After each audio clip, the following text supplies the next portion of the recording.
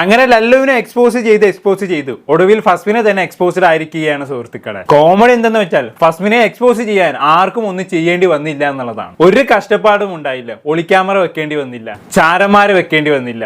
എല്ലാരും ഇങ്ങനെ കൈയും കെട്ടി ഇരിക്കുമ്പോഴാണ് ഫസ്മിനയുടെ സ്വന്തം ഡയറി തന്നെ അവളെ ചതിക്കുന്നത്. ഫസ്മിനയ്ക്ക് വേണ്ടി കാലം കാത്തു വെച്ച 8 പണിയായിട്ടാണ് എനിക്കിത് തോന്നിയത്. കാലത്തിന്റെ കാവ്യനീതി എന്നൊക്കെ പറയൂലേ, അല്ലെങ്കിൽ നിങ്ങളൊന്ന് ആലോചിച്ച് നോക്കി. ഫസ്മിനയുടെ സിസ്റ്റർ ഒരു റീൽ എടുക്കുന്നു. ആ റീലിൽ ഫസ്മിനയുടെ ഡയറി കാണിക്കുന്നു. ഡയറി കാണിക്കുക മാത്രമല്ല, ആ ഡയറി വേഗത്തിൽ മറിച്ചു നോക്കുന്നതും ആ റീലിൽ ഉൾപ്പെടുത്തിയിട്ടുണ്ടായിരുന്നു. അങ്ങനെ മറിച്ചു നോക്കുമ്പോൾ 1-2 പേജുകൾ നല്ല രീതിയിൽ റിവീലായി. അതിൽ എഴുതിയിരുന്നത് എല്ലാവർക്കും വായിക്കാൻ പറ്റി. ആ 2 പേജിൽ തന്നെ കറക്റ്റ് ആയിട്ട് എല്ലാ ഉടായ്പകളും ഫസ്മിന എഴുതി വെച്ചിട്ടുണ്ടായിരുന്നു. അതാണ് ഞാൻ നേരത്തെ പറഞ്ഞത്, ഇത് ഫസ്മിനയ്ക്ക് വേണ്ടി കാലം കാത്തുവെച്ച പണിയാണ് എന്ന്. അല്ലെങ്കിൽ നിങ്ങളൊന്ന് ആലോചിച്ച് നോക്കി. ഫസ്മിനയുടെ സിസ്റ്റർക്ക് ഇങ്ങനെ ഒരു റീൽ എടുക്കാൻ തോന്നിയതും ആ റീലിൽ ഫസ്മിനയുടെ ഡയറി കാണിക്കാൻ തോന്നിയതും ഡയറി കാണിച്ചപ്പോൾ കറക്റ്റ് ആ പേജുകൾ തന്നെ റിവീൽ ആയതും ഒരു അത്ഭുതം തന്നെയാണ് അല്ലെ അത്. ഇതുകൊണ്ട് ഇപ്പൊ ലല്ലുവിനാണ് കോൾ അടിച്ചത്. സംഭവം എല്ലാ ആളുടായ്പ തന്നെയാണ്, അതെല്ലാവർക്കും അറിയാവുന്ന കാര്യവുമാണ്. പക്ഷെ ലല്ലുവിനെ കുറ്റം പറഞ്ഞ് വീഡിയോ ചെയ്യുമ്പോൾ നമ്മുടെ ഫസ്മിൻ എന്താക്കി, സ്വയം നല്ലോണം വെളുപ്പിച്ചിരുന്നു. ഞാനാണ് ഈ ലോകത്തിൽ ഏറ്റവും നല്ല പെണ്ണ് എന്നുള്ള രീതിയിലൊക്കെ ആയിരുന്നു ലല്ലുവിനെ എക്സ്പോസ് ചെയ്യുന്ന വീഡിയോകളിൽ ഫസ്മിനെ സംസാരിച്ചിരുന്നത്. അതിനുള്ള നല്ല മുട്ടൻ തിരിച്ചടിയാണ് ഇപ്പൊ ഫസ്മിനയ്ക്ക് കിട്ടിയത്. ലല്ലു ഫസ്മിനെ കുറിച്ച് പറഞ്ഞ പല കാര്യങ്ങളും സത്യമാണ് എന്ന് ആ ഡയറി കണ്ടതോടെ തെളിഞ്ഞു എന്നുള്ളതാണ്. ഒന്നാമത്തെ കാര്യം എന്താണെന്ന് വെച്ചാൽ ഫസ്മിൻ ഒരു ഡ്രഗ് അഡിക്റ്റ് ആണ്. സ്ഥിരമായി കഞ്ചാവ് അടിക്കുമായിരുന്നു എന്ന് ലല്ലു പറഞ്ഞിട്ടുണ്ടായിരുന്നു. അതിനുള്ള തെളിവ് ഫസ്മിനയുടെ ഡയറിയിലുണ്ട്. അതുപോലെ ഫസ്മിൻ ഒരു സെക്സ് അഡിക്റ്റ് അല്ലെങ്കിൽ സെക്സ് മാനിയാക്ക് ആണ് എന്ന് ലല്ലു പറഞ്ഞിട്ടുണ്ടായിരുന്നു. ഫസ്മിനയ്ക്ക് എപ്പോഴും സെക്സ് വേണം,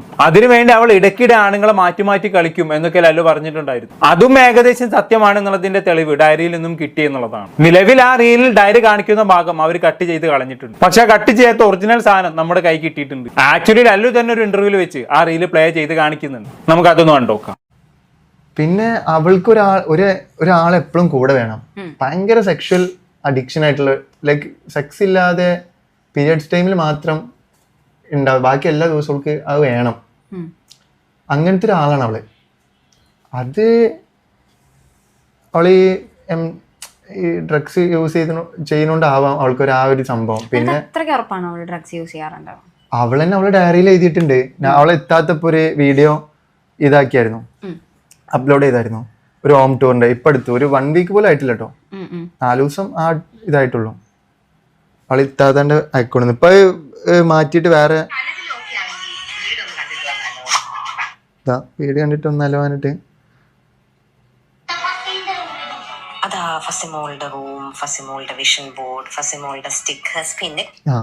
ഫസിമോളുടെ സ്റ്റിക്കർ മോളൊക്കെ കഴിഞ്ഞിട്ട് പിന്നെ ഇതാ ഡയറിയാണ്. ഈ ഡയറിയിൽ ഇതാ കറക്റ്റ് ചെയ്തിരിക്കും. ഞങ്ങൾക്ക് സ്ക്രീൻഷോട്ട് തന്നെ നിങ്ങൾ തന്നെ വായിച്ചു നോക്കി. ഓക്കെ, കണ്ടല്ലോ ആ സ്ക്രീൻഷോട്ട് ഞാനിവിടെ സൈഡിൽ കൊടുക്കാം. അതിൽ എന്താണ് എഴുതിയിരിക്കുന്നതെന്ന് മനസ്സിലായില്ല. J give me the best sex turned into a sex maniac. Oh my God, ഇത്രയുമാണ് ഇതിൽ എഴുതിയിരിക്കുന്നത്. അത് മതിയല്ലോ, അതന്നെ ധാരാളം. ഇതിൽ ജെ എന്ന് പറഞ്ഞാൽ ഒരു ചെക്കനാണ്, എല്ലാവർക്കും അത് മനസ്സിലായല്ലോ അല്ലെ. J give me the best sex എന്ന് പറഞ്ഞാൽ എന്താണ്? ജെ എന്ന വ്യക്തിയുമായിട്ട് അടിപൊളിയായിട്ട് ലൈംഗിക ബന്ധത്തിൽ ഏർപ്പെട്ടു എന്നുള്ളതാണ്. ഇനിയിപ്പോ ഈ ജെ ആരാണ് എന്നുള്ളതാണ് ചോദ്യം. ഫസ്മിനയുടെ ഡയറിയിൽ തന്നെ ജലൻ എന്ന് പറയുന്ന പയ്യന്റെ പേര് 1-2 തവണ മെൻഷൻ ചെയ്തതായിട്ട് കാണുന്നുണ്ട്. ഈ ജലൻ തന്നെ ആയിരിക്കും ജെ എന്ന് തോന്നുന്നു. ഫസ്മിനയുടെ ഇൻസ്റ്റാഗ്രാം ഫോളോവേഴ്സിന്റെ ലിസ്റ്റ് എടുത്ത് നോക്കിയപ്പോഴും അതിലൊരു ജലൻ എന്ന് പറയുന്ന ഒരു പേര് കാണുന്നുണ്ട്. ആളൊരു ഫിറ്റ്നസ് ട്രെയിനർ ആണ്. അവന്റെ ഡീറ്റെയിൽസ് ഒക്കെ നമുക്ക് കിട്ടിയിട്ടുണ്ട്. പക്ഷെ അവനാണ് ഈ ജെ എന്ന് പറയുന്ന ആള് എന്ന് പൂർണ്ണമായും ഉറപ്പിക്കാനുള്ള തെളിവില്ലാത്തത് കൊണ്ട് തന്നെ അവന്റെ ഫോട്ടോയും മറ്റും കാര്യങ്ങളും ഞാനിവിടെ തൽക്കാലം പബ്ലിക് ആക്കാൻ ഉദ്ദേശിക്കുന്നില്ല. പക്ഷെ മനസ്സിലാക്കിയെടുത്തോളം അവൻ തന്നെയാണ് കക്ഷി എന്ന് തോന്നുന്നു. ഒരു 90% നമുക്ക് ഉറപ്പിക്കാം. സത്യം പറഞ്ഞാൽ അവനെ കുറിച്ച് ഓർത്ത് എനിക്ക് നല്ല വിഷമമുണ്ട്. ഫസ്മിനിന്റെ അടുത്ത് പോയല്ലേ പെട്ടത്. ഇനി അവനെ കുറിച്ച് എന്തൊക്കെ കഥകളാണ് അവ വരാൻ പോകുന്നത്. എന്തായാലും ഫസ്മിൻ ഒരു സെക്സ് മാനിയാക്ക് ആണ് എന്നുള്ള ലല്ലുവിന്റെ ആരോപണം അങ്ങനെ തെളിഞ്ഞു കഴിഞ്ഞു. ഫസ്മിനെ തന്നെ താൻ ഒരു സെക്സ് മാനിയാക്ക് ആണ് എന്ന് സ്വന്തം കൈപ്പട കൊണ്ട് എഴുതി വെച്ചത് നമ്മൾ കണ്ടു. ഇതിനും വലിയ തെളിവിനി എന്താണ് വേണ്ടത് അല്ലെ. ഇങ്ങനെ ഒരു സെക്സ് മാനിയാക്ക് ആയിട്ടുള്ള ഒരാളാണ് നാഴികക്ക് 40 വട്ടം ആ ലല്ലുവിനെ കാട്ടുകോഴി എന്നും അവിഹിതക്കാരൻ എന്നും വിളിച്ച് നടക്കുന്നത് എന്നുള്ളതാണ് ഏറ്റവും വലിയ കോമഡി. ഇനി അടുത്തത്, അതായത് ഫസ്മിനെ വെറും കഞ്ചാവാണ്. കഞ്ചാവ് അടിച്ചിട്ടാണ് അവൾ ഇങ്ങനെ ഓരോന്നും കാണിച്ചു കൂട്ടുന്നത് എന്നുള്ള ലല്ലുവിന്റെ ആരോപണം. പല ഇന്റർവ്യൂകളിലും വന്നിരുന്നു ലല്ലു ഈ കാര്യം പറഞ്ഞിട്ടുണ്ടായിരുന്നു. ആക്ച്വലി ഫസ്മിനെയാണ് ഇത് തുടങ്ങി വെച്ചത്. ലല്ലുവിനെ എക്സ്പോസ് ചെയ്യുന്ന വീഡിയോകളിൽ പലതിലും ലല്ലു ഒരു ഡ്രഗ് അഡിക്റ്റ് ആണ് എന്ന് ഫസ്മിനെ പറഞ്ഞിട്ടുണ്ടായിരുന്നു. അങ്ങനെയാണ് ഞാനല്ല ശരിക്കും ഡ്രഗ് അഡിക്റ്റ്, ഫസ്മിനെ ആണ് എന്ന് ലല്ലുവിന്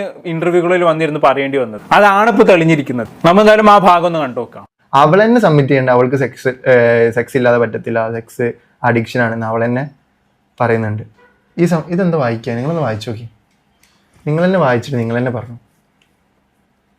Turned into a sex maniac. Oh my god. Still talking about sex. Jay gives me the best. J എന്ന് പറഞ്ഞ ഒരാളെ പേര് കേട്ടോ. അതിന്റെ ഫസ്റ്റത്തെ ലെറ്റർ ആണ് ജെ. ജെ. ഓക്കെ.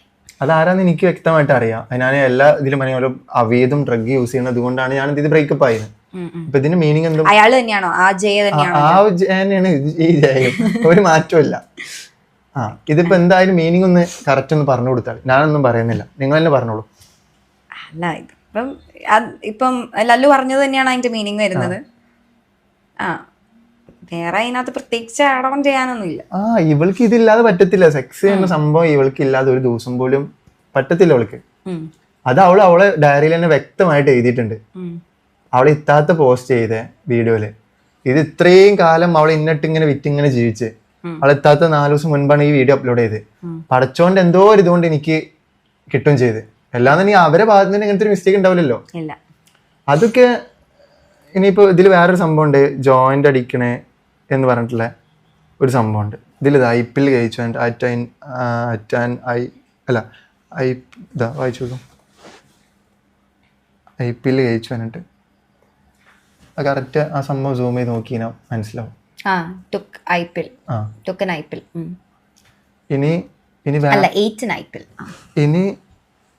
ഇനി വേറൊരു സംഭവമുണ്ട്, ജോയിന്റ് ആൻഡ് ജവാൻ അടിച്ചാനുണ്ട്.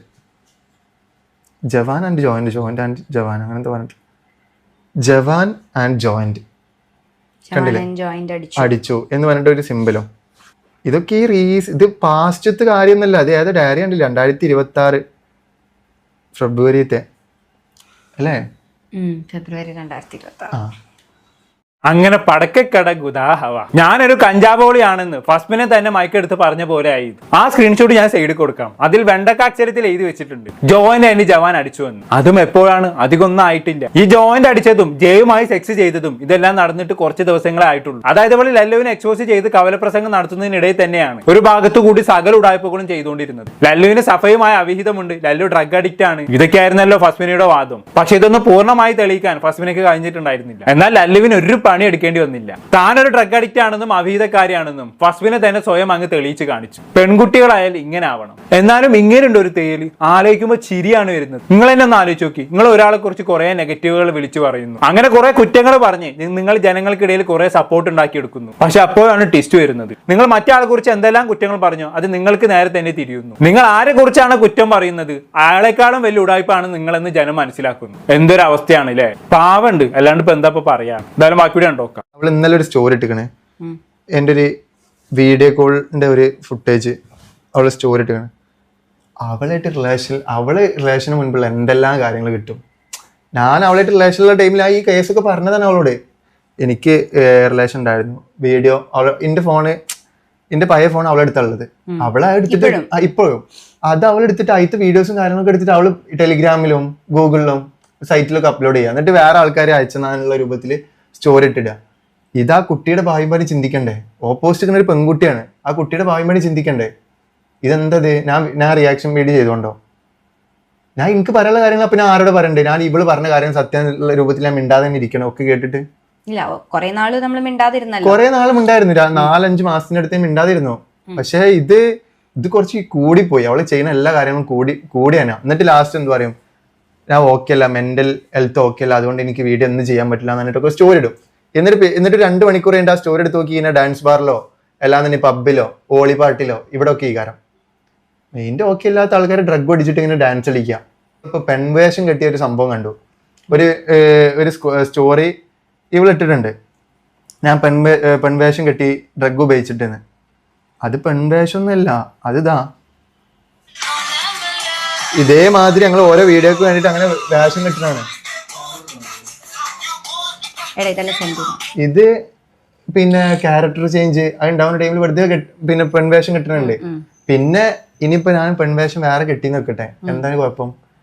എന്ത് പെൺവേഷം കെട്ടിച്ചിട്ട് എന്താ പ്രശ്നം? ഞാൻ വേറെ റോട്ടിൽ പോയിട്ട് നിൽക്കണമെന്നില്ലല്ലോ, അവളെ മുൻപിലല്ലേ. അത് അവൾക്ക് പീരിയഡ്സ് ടൈമിലടക്കം അങ്ങനെ ചെയ്യാറുണ്ട്. അവൾക്ക് പീരിയഡ്സ് ഒക്കെ ആയിരിക്കുന്ന ടൈമിൽ അവളെ പുറത്തോട്ട് കൊണ്ടുപോകാറും അവളെ ചിരിപ്പിക്കാൻ വേണ്ടിയിട്ടൊക്കെ, അവൾ ഡെസ്പായിട്ട് ഇരിക്കുന്ന ടൈമിൽ ചിരിപ്പിക്കാൻ വേണ്ടിയിട്ടൊക്കെ ഞാൻ അവൾ കോമാളിത്തരം കാട്ടിയിട്ടുണ്ട്. എന്താ ഇപ്പൊ ഇവന്റെ ഒക്കെ ഒരു അവസ്ഥ അല്ലെ? ഇവനെ പോലുള്ള കോമാളികളാണ് ആണുങ്ങളെ പറയിപ്പിക്കുന്നത്. ഫസ്മിനക്ക് പീരീഡ്സ് പെയിൻ വന്ന സമയത്ത് ഇവൻ പെൺവേഷം കെട്ടി കോമാളിത്തരം കാണിച്ച് അവളെ ചിരിപ്പിക്കുകയായിരുന്നു പോലും. എന്തോന്നടേ ഇതൊക്കെ ഏത് യൂണിവേഴ്സ്? വെറുതെ നീക്ക് ഇങ്ങനെ ആയി പോയത്. സത്യം പറഞ്ഞാൽ ഇവൻ ഫസ്മിനയുടെ കയ്യിൽ ഒരു കളിപ്പാവയായിരുന്നു എന്നാണ് തോന്നുന്നത്. അവൾക്ക് ആഗ്രഹം വരുമ്പോൾ കളിക്കാനും കളിപ്പിക്കാനുമുള്ള ഒരു കളിപ്പാവ. കേട്ടെടുത്തോളം ഫസ്മിന നല്ല ഒന്നാം തരം ഒരു ടോക്സിക് പേഴ്സൺ ആണെന്നാണ് മനസ്സിലാക്കാൻ കഴിയുന്നത്. ഇവളെയും ഇവരെയും ഒക്കെ ഇങ്ങനെ വളർത്തി വലുതാക്കിയതിൽ എനിക്കും ഒരു പങ്കുണ്ടല്ലോ എന്ന് ആലോചിക്കുമ്പോൾ സത്യം പറഞ്ഞാൽ നല്ല വിഷമമുണ്ട്. പറഞ്ഞിട്ട് കാര്യമില്ല, അനുഭവിക്കന്നെ. എന്തായാലും കൂടുതലൊന്നും ഞാൻ പറയുന്നില്ല. എന്താണ് നിങ്ങൾക്ക് തോന്നുന്നത് താഴെ കമന്റ് ബോക്സിൽ രേഖപ്പെടുത്തുമല്ലോ. അടുത്തൊരു ടോപ്പിക് വീണ്ടും കാണാം.